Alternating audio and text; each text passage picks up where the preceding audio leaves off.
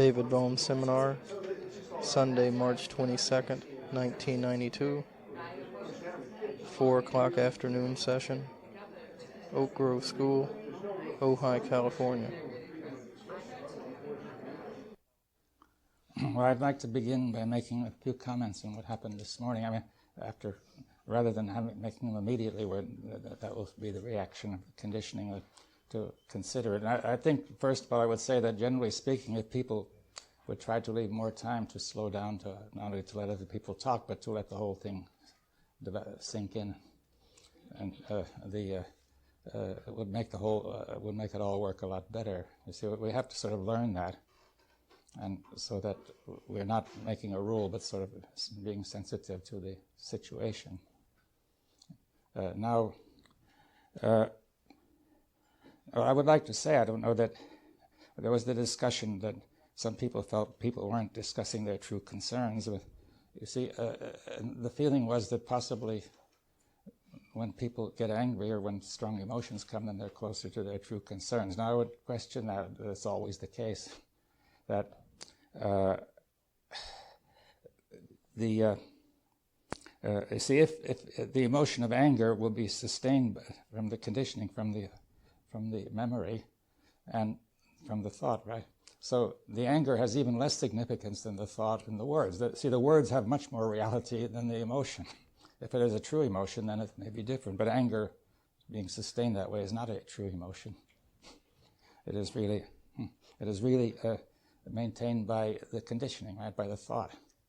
So anger is even further from the source than the thought, and the thought may at least tell you something, if it's right, but the anger tells you almost nothing. You see that it's essential to see that it is not really important. Now, I can repeat what I've said many times here about Freud, that he had a cancer of the mouth, and somebody was talking to him about psychiatry, and suddenly he said, "But I realize you're ill, you have a cancer.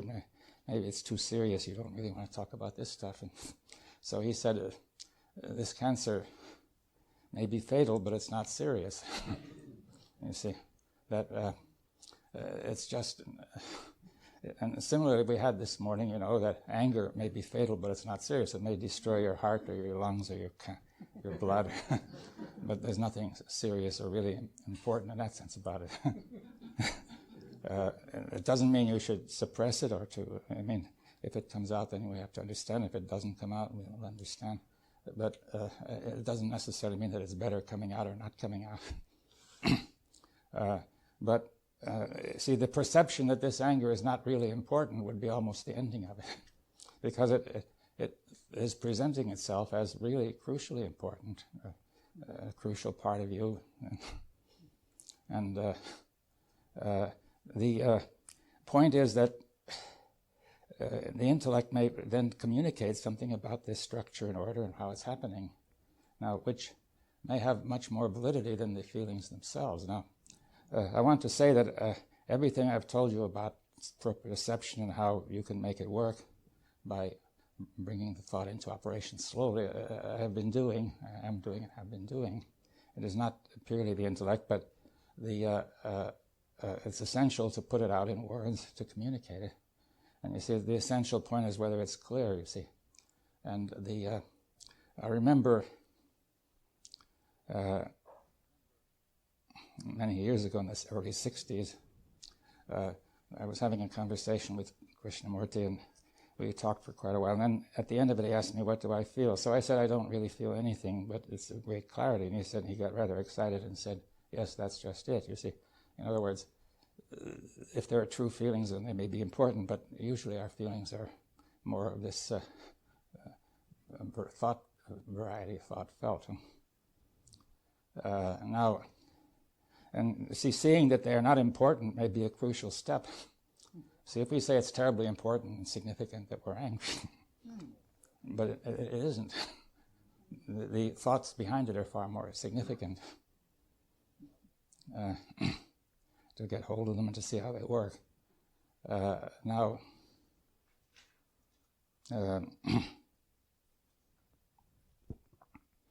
yeah, so... when you said they're more significant, you don't mean they're it's more valuable, but more significant just in terms of seeing how it functions. Yeah, but it has more value. You see, the anger is a secondary value. It comes out of the thought. You see, it doesn't, once you've seen it's there, it doesn't tell you much more, right? Well, the only importance that anger would have is that it's a telltale. Yes. That the thought, to me, it's very important in that it's a telltale that the thought has occurred. Yes. Otherwise, I wouldn't be able to recognize. Yeah, but then if you see it in relationship, you see, if you see this thing separately, then it has no importance. Right. But if it's seen as part of the process of thought, then it is an important part of that. But then it's the thought that's important. The fact that it's anger is merely the way of reflecting back that this thought is occurring. Right? So, but what's occurring is the crucial point. But we have, I don't think you're saying that the thought itself is important. The content isn't important. Well, the content will point to something. You see how the thing is working. It can be important. It's a kind of map. You know, we're saying that the cause, the source of the anger is the thought of, and if you can see the connection between the intention to think and the thought and the anger. Okay. Yes. Okay, so it's the process. It's the process, what's in between that's important, right? The relationship, right? And process of thought becoming aware of itself. yeah. Right, but when I heard you In say that sense, important. right, I just wanted to clarify Yeah, that. but when these things are seen by themselves, then they, especially the anger, has no importance. You see, or almost none. No. But it's presented as highly important. So now it's the relationship that counts. And see, the relationship is the mirror in which you can see yourself. That's Krishnamurti also said that quite frequently. And to be is to be related. You see, you may be related to objects, or in that way it'll mirror back you according to what you do with the object, or related to ideas and thoughts, or to feelings, or people, or all sorts of things. You see, and they all function as the mirror. So you see yourself in the mirror of relationship, and this is the essential point. Now, it's necessary to see yourself without words, but put it into words. Now, this movement of play is a non-verbal way of learning, which then, when it has functioned, it can come into the words, right? So it could be, see, the verbal part of thought should also know what has happened, and also it can be communicated, right? Now, as far as intention is concerned, you see, there may be superficial intentions coming from the conditioning, and there are deeper intentions. And you see, the deep intentions come from the unconditioned, from the unknown. And and I would say the deep intention behind this whole doing is to perceive and understand and, be aware of the thought, be aware of itself. If we can't do that, then the rest of life may have not much meaning. The whole of society has very little meaning. If a few people do it and society doesn't do it, it won't mean all that much, because society will eventually drag it all down. So at that level, intention, it isn't a personal thing. It's not my intention or your intention. It's intention, yeah. Simply intention. And if everybody is sharing that intention, then our minds are all one, you see. One. Intended intention? Well, in a way, but it's an intention which is not produced by saying I have committed myself to doing this thing, but it's sort of there naturally on its own, from the perception of the necessity of this happening.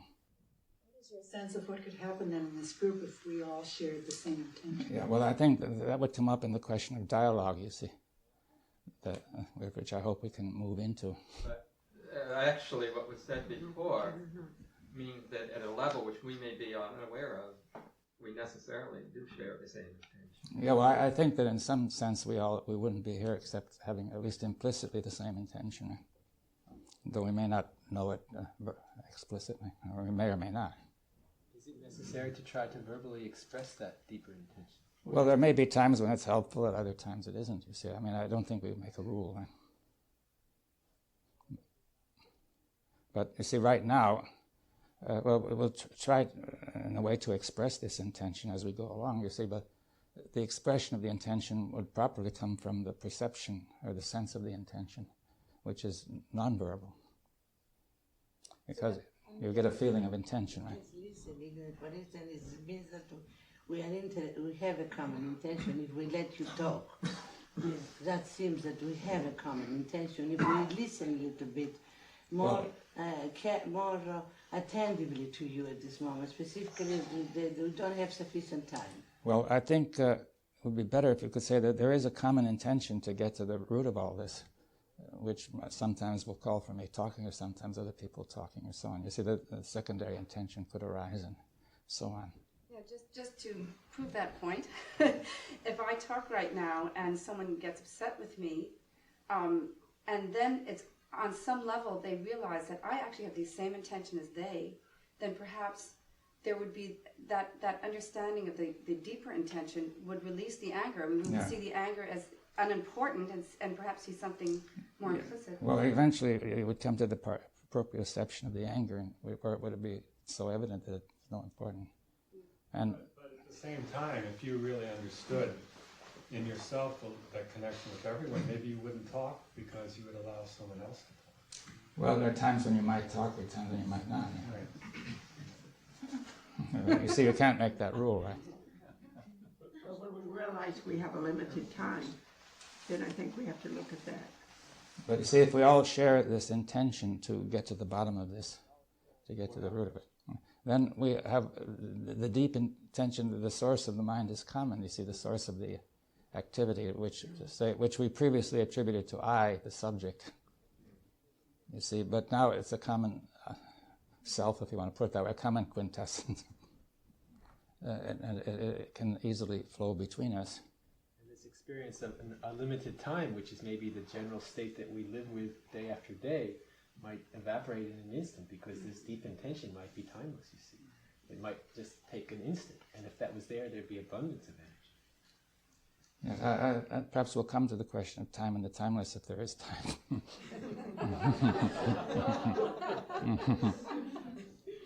Is this a deep intention available to all? Yes. Or everyone does not make it? Is there a choice that we make? Well, I don't think you choose it, but if you perceive this situation and the importance of the necessity of getting to the bottom of this, then the deep intention will naturally come out, right? Will develop. And it is not based on thought or words, but it may give rise to thought, or use thought or words, giving rise to them to express and to communicate.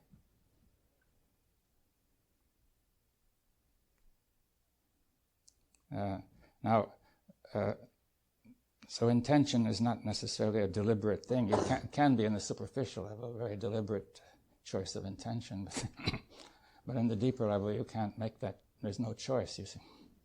It just happens naturally and necessarily. And I would say that if people have been coming, for a long time, or have been interested for a long time and have pursued this thing, that it's almost certain evidence that the deep intention is there, at least implicitly. If the deep intention to pursue this to the bottom is there, then in a way that becomes the basis of trust, right? That will take the first priority. But if all of us have different intentions, then there's no ground for trust, right?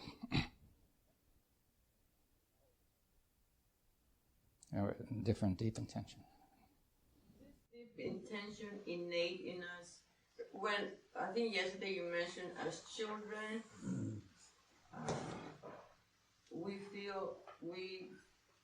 you said I am the source I am, and as children, as very young children, we're in touch with it, and then when we try to express it, then conditioning starts coming in, where we forget if there is such a thing as I am. Does that deep intention flowers within I am that? Well, I am could be a superficial intention, which appears to be deep and powerful, or it depends on how you use the word. I think you see Moses in the Bible wanted to use the word in Mount Sinai in the sense of a deep intention common to all, to the universe. It would be the intention behind the creation of the universe. And that would raise the question: is perhaps the universe is in some sense conscious or alive? You see. But we don't have to settle that issue, you see.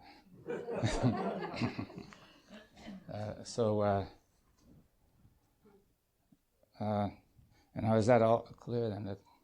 Now, you see, the point about dialogue is that a great many of our basic assumptions and limitations and conditions are collective. They're in the culture, in the society, and they're really the most powerful ones. In fact, the notion of I am is a collective notion. It could never have been developed by an individual, and only people talking to each other could have developed that. Pointing out to the child who he is and so on, and using the word I am to associate what he's supposed to be, right? And I am and me and myself. So the collective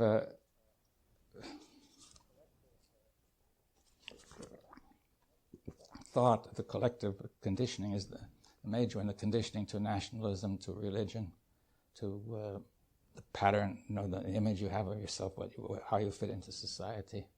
Well, all sorts of assumptions. And in fact, you will find most of them are collective. Now, they form a culture, and then within a culture are subcultures where there's some of this is common and other parts are different. So the subcultures may not really have a common intention. See, out of the assumptions will profoundly affect the intention, right, and the action.